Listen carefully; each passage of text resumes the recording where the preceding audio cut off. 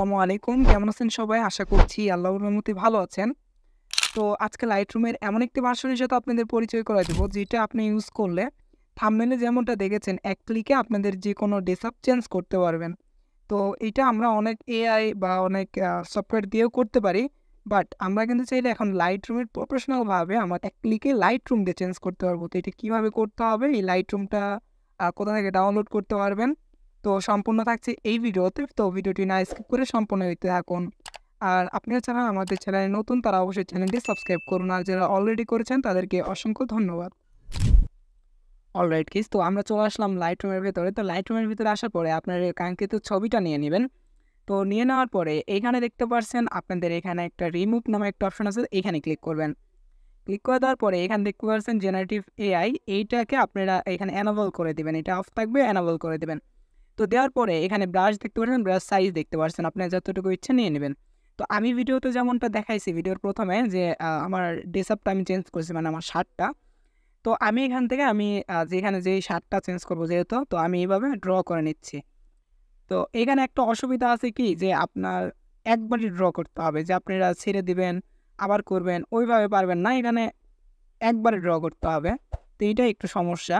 তো আমি এইভাবে দেখেন পুরোটা ড্র করে দিলাম, যেটুকু আমার প্রয়োজন, মানে যেটাকে আমি রিমুভ করতে চাই সেটাকে আমি ড্র করে দিলাম। দেওয়ার পরে এখান থেকে আমি যদি এটাকে ছেড়ে দিই, তা মানে ছেড়ে দেবেন, কোনো কিছু করতে হবে না।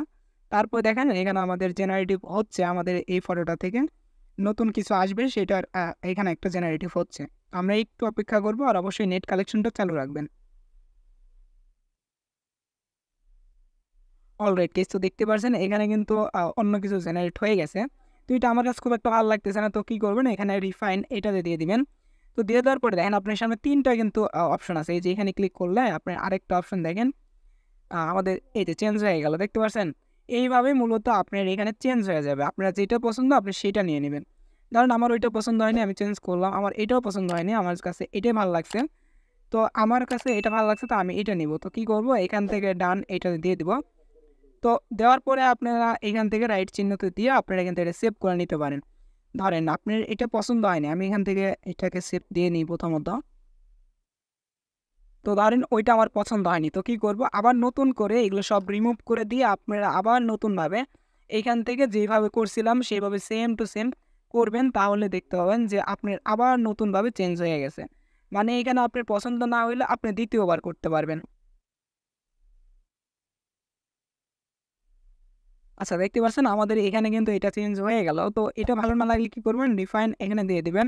তো দেওয়ার পরে এখান থেকে চেঞ্জ করে দিবেন। যতক্ষণ না পছন্দ হবে আপনি কন্টিনিউ করতে করতে আপনার কিন্তু অবশ্যই একটা না একটা ভালো আসবেই। তো এখানে যত খুশি আপনারা এইভাবে চেঞ্জ করে করে আপনার যতক্ষণ না পছন্দ হবে, আপনি কিন্তু এরকম করে চেঞ্জ করে করে আপনার পছন্দ মতো আপনারা কিন্তু একটা ছবি নিতে পারেন। অলরেডি তো 2 নম্বর আপডেটটা হলো, আমরা যখন প্রিসেট অ্যাড করতাম লাইটরুমে, তখন কিন্তু আমাদের শুধু জিপ ফাইল থাকতো, সেগুলোকে আনজিপ করা লাগতো প্রথমে, তারপরে আমরা এখানে অ্যাড করতে পারতাম। কিন্তু এখন চাইলেই আপনি একদম জিপ ফাইলগুলো এখানে অ্যাড করতে পারবেন। সেম প্রসেস আগে আমরা যেভাবে অ্যাড করতাম ওইভাবেই অ্যাড করতে পারবেন লাইটরুমে, কোনো রকম সমস্যা ছাড়াই।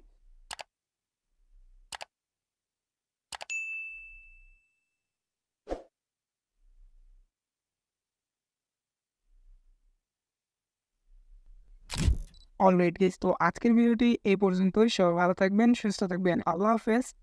নেক্সট কোনো ভিডিওতে কথা হবে ইনশাআল্লাহ।